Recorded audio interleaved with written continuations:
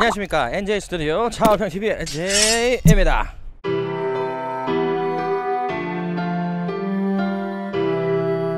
제가 차량 리뷰를 하면서 아주 많은 차량들의 시승을 해봤지만 주행 성능의 최고를 뽑으라면 아직 파나메라 GTS를 뽑고 싶습니다. 그래서 오늘 너무 흥분이 되네요. 까레라 파나메리카나 레이스를 기리면서 911에 까레라 명칭을 주고 파나메리카나의 명칭을 파나메라에 주면서 포르쉐가 911과 파나메라가 포르쉐의 정신적인 두 뼈대라는 것을 생각해 볼 수가 있는 것 같습니다. 그만큼 엄청난 완성도와 실용성을 보여주는 파나메라입니다. 이제 2세대 파나메라가 출시가 돼서 곧 인도가 될 예정이지만 북미도 그렇고 아시아도 그렇고 스포츠 리스모 모델이 들어오지 않았어요. 그래서 이 지난 세대 스포츠 리스모가 갓 북미에 들어왔거든요. 그래서 신기해서 빨리 들고 나와봤습니다. 빠른 리뷰를 위해서 발빠르게 노력하는 차월평TV 구독 그리고 좋아요 알람 설정을 해주시면은 한국어 최초의 리뷰를 가장 빠르게 접해보실 수 있습니다. 그래서 오늘 저의 리뷰는 말이 필요 없는 대형 세단, 그래서 구입하려면 한 세월 기다려야 한다는 파나메라 스포츠 리스모입니다.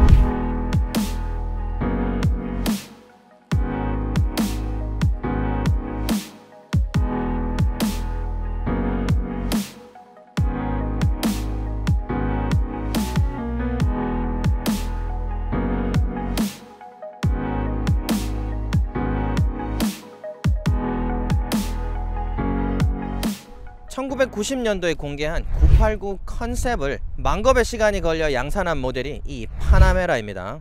프론트 엔진에 후륜 구동을 기반으로 한 928 모델을 정신적으로 계승하기도 했죠. 카이엔과 더불어서 출시 전에 팬들의 우려를 많이 남겼었던 파나메라지만 지금은 없어서 못 파는 효자 모델이기도 하죠.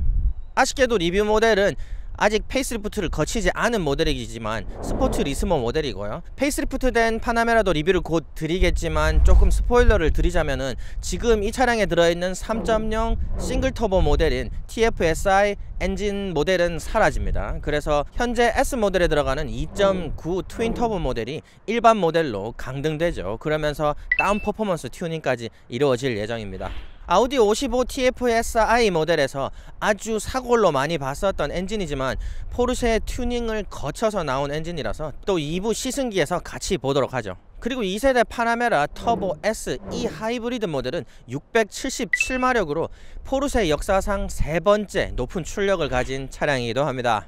지금 보시는 모델은 971 2세대 파나메라 스포츠 투리스모 모델입니다. 한국에서는 아직 생소한 슈팅 브레이크 모델이라서 저도 아주 흥미가 많이 갑니다. 파나메라 일반 모델과 슈팅 브레이크 모델의 앞모습은 별로 다른 부분이 없어요. 2세대 파나메라의 앞모습은 카이엔과 더불어서 918 모델의 앞모습과 많이 닮아 있습니다. 하지만 페이스리프트를 거친 모델은 코끝이 조금 날카로워지고 좀 더 길어집니다. 그래서 911의 냄새까지 살짝 머금은 그런 느낌이 듭니다. 그리고 아래쪽 범퍼가 상당히 공격적이에요. 사실 이 코끝이 약간 둥글어서 불만이 있어요. 그렇지만 페이스리프트 되면서 다 개선이 될 예정이고요. 그렇지만 아래쪽에 립 스포일러가 아주 날카롭고 많이 돌출돼 나와져 있어서 공격적인 모습 그대로 가지고 있습니다. 그리고 헤드라이트 앞쪽은 앞트임돼 있는 부분에 꼭 눈곱이 낀 것 같은 액센트를 넣어놨거든요.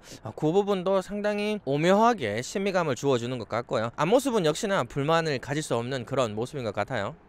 폭스바겐의 MSV 플랫폼을 사용하는 2세대 파나메라는 1세대 파나메라에 비해서 수치적으로 조금씩 커졌습니다. 그러면서 이 MSB 플랫폼은 벤틀리의 플라잉 스퍼 그리고 컨티넨탈 GT가 또 공유하는 플랫폼이기도 하죠. 일단 파나메라는 중형 세단보다 더 큰 몸매를 가지고 있고 그리고 롱바디 모델인 이그제큐티브 모델도 따로 있습니다. 슈팅 브레이크는 일반 모델, 롱바디 모델이 아닌 전장을 가지고 있고요. 하지만 중형 세단들보다 더 낮은 전고를 보여줍니다. 그래서 이렇게 커다란 몸집을 끌면서도 실제로 운전을 해보면 굉장히 낮은 질량 중심을 몸으로 느낄 수도 있고요. 그리고 드라이빙 포지션도 상당히 낮은 것을 볼 수가 있습니다. 그래서 아주 스포티하다라는 것을 느낄 수가 있죠. 이 사이드에 열려있는 휠 에어벤트가 아주 강렬하죠. 바디를 아주 많이 파먹었습니다. 이 휠 에어벤트는 실제로 뚫려 있습니다. 그래서 터뷸런스를 빼줄 수 있도록 그렇게 디자인이 되어 있고요. 이 차의 특별한 부분이라고 한다면은 물론 뒤쪽이겠죠. 옆에서 보면은 슈팅 브레이크 모습을 가지고 있습니다. 왜 굳이 스포츠카를 사면서 외건의 엉덩이를 가진 차를 살까? 유럽에서 워낙 외건이 인기 있고 하니까 슈팅 브레이크 모델이 나오긴 하는데요. 오히려 전장이 상당히 길어졌다 이런 느낌이 들도록 몸매가 바뀌어 있습니다. 슈팅 브레이크 모습 잘 살린 것 같고요. 정말 안타까운 부분이라고 한다면은 원래는 가변 스포일러가 테일게이트에서 올라와야 되는데 그게 사라지고요. 실용성을 위해서 위에 루프 스포일러가 달려있는데 포르쉐가 그렇게 루프 스포일러를 디자인을 잘하는 회사가 아닌 것 같습니다. 그래서 몸매도 많이 죽이면서 루프 스포일러 자체도 그렇게 신미감을 주지 못한다 이런 안타까움을 주네요. 그리고 이 차량은 소프트 클로즈가 또 들어가 있습니다. 고급스럽네요. 파나메라 4 스포트 리스모 모델의 가장 꽃은 뒷모습입니다. D필러가 상당히 많이 강조가 되면서 슈팅 브레이크 몸매를 옆모습에서 가장 많이 만끽할 수 있을 것 같아 보이지만 오히려 뒷모습에서 훨씬 더 살아요. 몸매가 엄청 크면서 일반 모델에 있는 스포트백도 스포티한 모습을 많이 머금고 있죠. 그런데 이 슈팅 브레이크 뒷모습이 이 커다란 몸매하고 잘 어우러져 가지고 정말 SUV 같으면서도 정말 스포츠카스러운 모습을 그대로 보여주고 있습니다. 페이스리프트 전 모델의 후미등은 지난 세대 991, 911 모델의 후미등을 담고 있죠. 그러면서 중앙에 아주 입체적으로 지나가는 가로 라인이 잘 연결되어 있습니다. 지난 991 모델처럼 후미등도 아주 입체적이고 하우징 자체가 발광하는 듯한 그런 모습을 잘 뽑아내고 있습니다. 루프탑 스포일러가 디자인이 좀 못생겼다고 했는데 여전히 뒤에서 봐도 못생겼고요. 하지만 이 루프탑 스포일러 위쪽에 가변 스포일러가 달려있어요. 좀 생뚱맞습니다. 그러면서 루프탑 스포일러 아래쪽에 와이퍼도 숨기지 못했고요.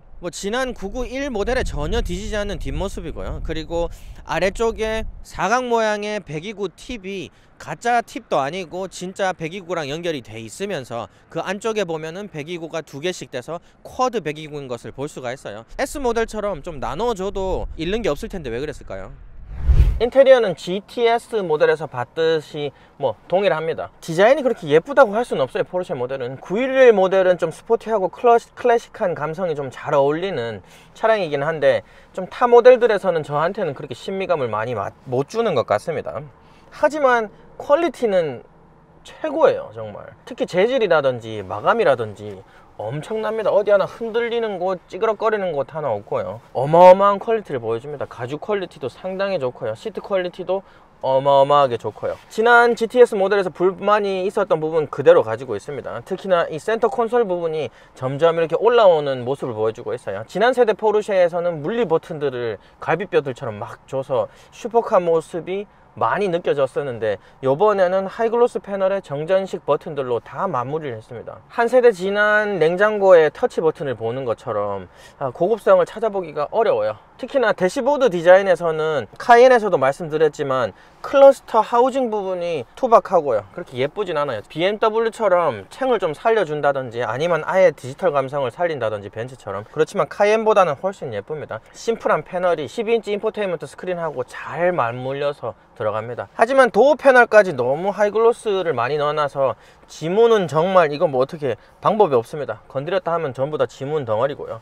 중앙 센터 콘솔도 물론 지문 덩어리입니다. 기어 셀렉터도 아주 작아지고 디자인도 어마어마하게 잘 되어 있어요. 그립감도 좋고. 하지만 이 올라와 있는 센터 콘솔 컨트롤부가 셀렉터 앞쪽에 많이 들어가 있어요. 조그 다이얼 부분은 많이 멀기까지 하고요. 기어 셀렉터가 걸리적거립니다. 컨트롤 하는데. 요번에 992, 911을 보면은 기어 셀렉터가 아주 작게 키 모양으로 되어 있지 않습니까? 페이스리프트 되면서 그걸로 바꿔주길 원했었는데 안 바뀌고 이게 그대로 유지가 되더라고요. 그런 부분 안타깝고요. 그리고 핸들 디자인도 아주 잘 되어 있습니다. 핸들 디자인 스포크들이 단아하게 잘 되어 있습니다. 컨트롤 부위도 아주 직관적으로 잘 조절할 수 있게 되어 있고요. 이 차는 스포츠 크로노 패키지가 들어가 있습니다. 그래서 중앙에 보면은 아날로그 초시계, 디지털 초시계가 같이 들어가 있고요. 그리고 핸들의 다이얼 모양으로 드라이빙 모드를 변환할 수가 있습니다. 패들 시프트는 아예 메탈로 되어 있어요. 엄청 고급스럽습니다. 재질에 대해서는 입하나 될 데가 없습니다. 역시나 수납 공간 부재는 폭스바겐 그룹 차량 전부에서 느끼는 거예요. 수납 공간이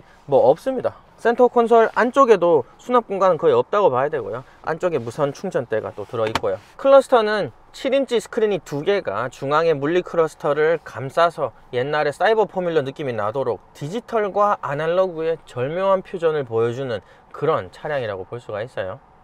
자, 뒷좌석은 역시나 기암급 차량이라서 넓습니다. 역시 중형 세단이랑은 다르게 팔을 위한 공간도 상당히 많은 것으로 보이고요. 시트 포지션도 좋습니다. 높아요. 하지만 벤츠 E클래스보다는 오금이 들어가는 부분이 살짝 높은 것 같습니다. 그래서 차량이 엉덩이 쪽이 약간 함몰하고 약간 올라오는 느낌이라서 그렇게 편하진 않는 것 같아요. 하지만 레그룸은 엄청나고요. 그리고 앞좌석에 밑으로 발이 들어갈 수 있게 공간이 상당히 많이 들어가 있어요. 그래가지고 뒤에 앉은 사람 충분히 편하다고 볼 수가 있고요. 그리고 이 차량은 듀얼 패널 파노라마 썬루프가 들어가 있어요. 엄청 큽니다. 듀얼 패널이 뭐 벤츠 E클래스랑 비교를 할 수도 없이 크지만 듀얼 패널은 탁 트임감이, 기시감이 부족하다 이렇게 말씀을 드리고 싶고요. 거의 스포츠 시트 같습니다. 몸이 쑥 감싸 안기는 그런 편안한 시트가 들어가 있고요.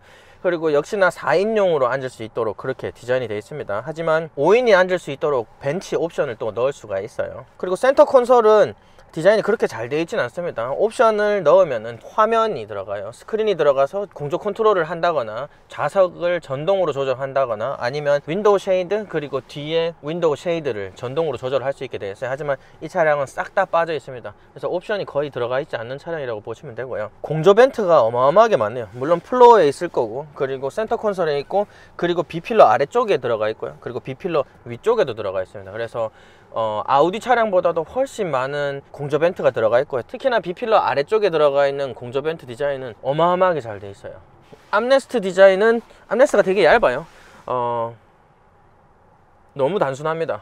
옵션을 안 넣으면 이런 것도 포르쉐에 들어가는구나 라고 생각이 되는 그런 암레스트가 들어가고요. 역시나 40, 20, 60으로 좌석이 나눠져 있어서 스키 여행 갈 수 있도록 그렇게 되어 있습니다.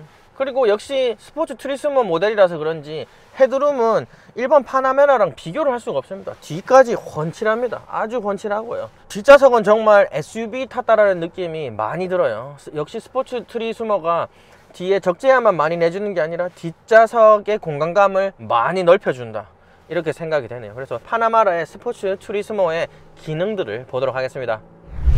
트렁크는 518리터예요 슈팅 브레이크를 구입하면서 실용성에 대한 좀 관심이 많으실 텐데 의외로 트렁크 공간은 20리터밖에 더 못 뽑아냈습니다. 하지만 실용성에 좀 주안을 든 부분이 있거든요. 그래서 그쪽을 좀 살펴보도록 해요. 일단은 트렁크 자체가 높이가 많이 높아졌죠. 그래서 물건 모양에 대한 좀 자유도가 높아졌습니다. 일반 모델을 리뷰했을 때 가장 우려를 많이 했던 부분이 뭐냐면은 이 트렁크 턱이었어요. 트렁크 턱이 어마어마하게 높았거든요. 그런데 슈팅 브레이크 모델은 이 턱이 거의 없다고 봐도 될 만큼 낮아졌습니다. 어마어마하게 낮아졌어요. 그래서 물건 실기도 쉬워졌고 물건의 모양에도 제약이 없어졌다 이렇게 말씀을 드리고 싶습니다. 플로어가 열리는데 공간 확장은 안 됩니다. 배터리만 들어가 있는 것을 볼 수가 있고요. 물론 슈팅 브레이크 차량이고 대형 차량이라서 풀사이즈 여행 가방이 들어가고도 아주 많이 공간이 남는 것을 볼 수가 있고요. 트렁크 안쪽에 버튼들이 있어요. 버튼이 있어서 당기면은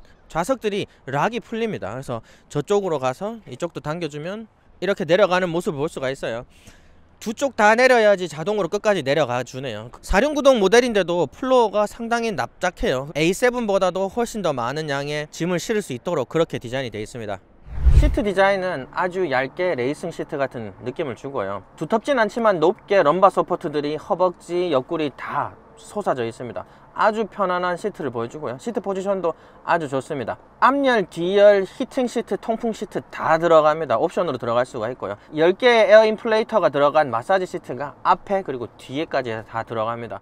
포르쉐 파나메라의 인포테인먼트 시스템을 보도록 하겠습니다. 12인치 스크린이 들어가 있어서 훤칠하고 주변 디자인하고도 아주 잘 맞죠. 인포테인먼트 시스템 자체가 그렇게 직관적이진 못해요. 벤츠나 BMW 같은 경우는 아주 직관적이고 아이콘 양도 그렇게 많지 않고 컨트롤하기 쉽게 되어 있지만 포르쉐 같은 경우는 아이콘도 아주 많이 배열되어 있으며 작습니다. 그래서 좀 사용하기가 좀 복잡한 그런 인포테인먼트 시스템을 보여주고요. 특히나 이 차량의 가장 이상한 기능이라고 본다면은 이 벤트 디자인이에요. 이 벤트가 수동으로 조절을 할 수가 없습니다. 그래서 이렇게 가서 클라이밋에 가고, 그리고 벤트 버튼을 눌러줘야지 이 벤트를 조정할 수 있는 그래픽이 나옵니다. 그래서 이걸로 이렇게 벤트를 움직이는 게 보이시죠? 이렇게 조절을 할 수가 있습니다. 그래서 운전할 때는 아무리 불편해도 조절을 할 수가 없습니다. 이거 운전할 때 이거 조절하면서 어떻게 운전합니까? 이건 말도 안 되죠, 이건. 또 포르쉐 파나메라의 한 가지 특이한 기능은요, 이 차량은 소프트 클로징이 옵션으로 들어가 있습니다. 소프트 클로징만 되는 게 아니라 차량의 문짝이 어느 위치에 있던 락을 겁니다. 그래서 이렇게 어느 위치에서나 이렇게 락이 걸려요. 그래서 움직이지 않습니다. 그래서 이렇게 조금 움직이면 또 락이 걸려. 조금 더? 또 걸리고. 그리고 역시 소프트 클로징이 들어가 있어요. 엄청 편리한 기능이죠. 이 차량에는 두 가지 프리미엄 오디오 시스템 옵션이 있습니다. 이 차량은 14스피커 710W의 보스 프리미엄 오디오 시스템이 들어가 있거든요. 하지만 버메스터 21스피커 1440W 3D 스피커가 들어갑니다. 어마어마한 출력을 가진 스피커가 또 들어갑니다. 파나메라 스포츠 리스모 모델은 아우디의 올로드 모델처럼 상당히 많은 바디 컨트롤에 기본 옵션이 많이 들어가 있습니다. 그래서 포르쉐 댐핑 매니지먼트가 들어가 있고요. 에어 서스펜션이 또 기본으로 들어가 있습니다. 그래서 상당히 높은 금액으로 시작을 합니다. S 모델도 아닌데 98,000달러부터 시작을 해요. 19인치부터 21인치의 휠 옵션이 있는데 이 차량은 가장 높은 21인치 휠 옵션이 들어가 있습니다. 그러면서 앞바퀴는 275 광폭 타이어가 들어가고요. 뒷바퀴는 315 광폭 타이어가 들어갑니다. 어마어마한 타이어가 들어가죠. 또 이 차량에는 6피스톤 브레이크가 앞바퀴에 들어가고요. 4피스톤 브레이크가 또 뒷바퀴에 들어갑니다. 어마어마한 브레이크 시스템이 들어가 있습니다. 이 심장에 비해서 바디 컨트롤에는 힘을 바짝바짝 실은 것 같습니다. 우리에게는 아직 생소한 파나마라 4 스포츠 리스모의 리뷰 잘 보셨나요? 디자인 그리고 기능을 보여드렸는데 정말 스포티하면서도 럭셔리함까지 그대로 가지고 있습니다. 저는 SUV, 특히나 퍼포먼스 SUV에 정말 관심이 많고 다음 차도 퍼포먼스 SUV를 꼭 사고 싶다고 생각을 하거든요. 그런데 제 유일한 다른 선택지는 파나마라인 것 같습니다. 실용성하고 그리고 스포티함 그리고 럭셔리함 모든 걸 다 갖췄습니다. 그리고 특히나 스포츠 리스모 모델은 뒷좌석에서의 공간감 그리고 실용성까지 더 더해졌고, 그러면서 바디 컨트롤에 더 힘을 실어줘 가지고 주행 감성을 전혀 잃지 않는 그런 차량이라고 보거든요. 그래서 인기가 있구나 이렇게 생각이 되는 모델입니다. 2부에는 더 자세한 스펙 그리고 주행 리뷰가 있을 예정이니까 꼭 시청해 주시기 바랍니다. 더 많은 차량들을 리뷰해 드릴 예정이니까 구독, 좋아요, 알림 설정 꼭 부탁드립니다. 감사합니다. 안녕.